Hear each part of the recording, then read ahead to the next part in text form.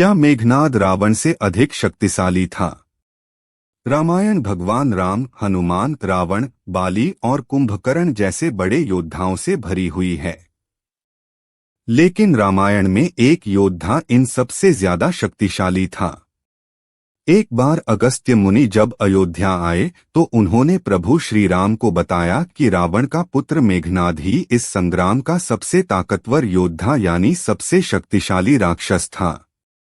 आइए जानते हैं अगस्त्य मुनि ने ऐसा क्यों कहा और किसके हाथों मेघनाद की मौत हुई। ऐसा कहा जाता है कि रावण के घर जब पुत्र ने जन्म लिया तो उसके रोने की आवाज बिजली के कड़कने जैसी थी। यही कारण था कि रावण ने अपने बेटे का नाम मेघनाद रख दिया, जिसका अर्थ होता है बादलों में कड़कती बिजली। राक्षसों के सबसे बड़े गुरु ने मेघनाद के अंदर छिपे योद्धा को पहचाना था और उसे युद्ध के गुर सिखाए। उन्होंने मेघनाद को देव अस्त्रों का ज्ञान भी दिया, जिससे वो अधिक बलशाली हो गया था। मेघनाद अकेला ऐसा वीर था जिसके पास ब्रह्मास्त्र समेत पशुपत्रास्त्र और वैष्णवास्त्र थे। यही कारण है कि वो अकेला राम की पूरी सेना पर भारी था। दानव और देवों के बीच हुए एक युद्ध में रावण के पुत्र मेघनाद ने अकेले ही इंद्र को पराजित कर दिया था। इंद्र को हराने के बाद वो उन्हें बंधक बनाकर अपने साथ ले आया। इस बारे में जब ब्रह्मा को पता चला तो उन्होंने इंद्र को छोड़ने के लिए मेघनाद को एक वरदान देने की बात कही। इंद्र को आजाद करने के लिए मेघनाद ने ब्रह्मा से सदा अमर रहने का वरदान मांगा। ब्रह्मा ने इससे इनकार कर दिया और उन्हें युद्ध में कभी परास्त न होने का वरदान दिया।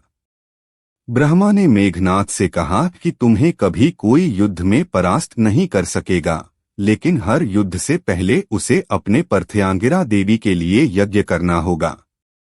ब्रह्मा ने ही मेघनाद को इंद्रजीत नाम दिया था। कुंभकर्ण का वध होने के बाद युद्ध भूमि पर कदम रखते ही मेघनाद ने कोहराम मचाकर रख दिया था। अपने मायावी शस्त्रों से उन्होंने राम की पूरी सेना को हिलाकर रख दिया था। भगवान राम से लेकर हनुमान तक मेघनाद को रोकने में असफल हो रहे थे। युद्ध में मेघनाद का अंत सबको असंभव लगने लगा था। रावण के भाई विभीषण ने भगवान राम से कहा कि मेघनाद जब यज्ञ करता है तब उसके पास कोई हथियार नहीं होता है। मेघनाद को मारने का यही सही मौका होगा। हालांकि ये चाल भी काम न आई और मेघनाद बचकर निकल गया। बाद में रणभूमि में उसका सर्वनाश लक्ष्मण के हाथों हुआ। अगस्त्य मुनि ने राम को बताया कि इंद्रजीत रावण से भी बड़ा शूरवीर था। लक्ष्मण के हाथों उसका संहार हुआ और केवल वही उसे मार सकते थे। राम ये बात सुनकर काफी हैरान हुए।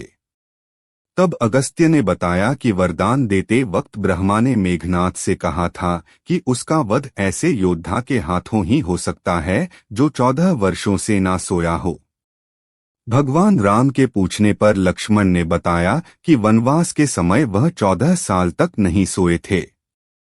वह रात भर धनुष पर बाण चढ़ाए पहरेदारी पर रहते थे। लक्ष्मण ने निद्रा को अपने वश में कर लिए था। ब्रह्मा के मुख से निकले स्वर शायद लक्ष्मण के लिए ही थे, जिनके हाथों निश्चित ही मेघनाद का अंत लिखा था।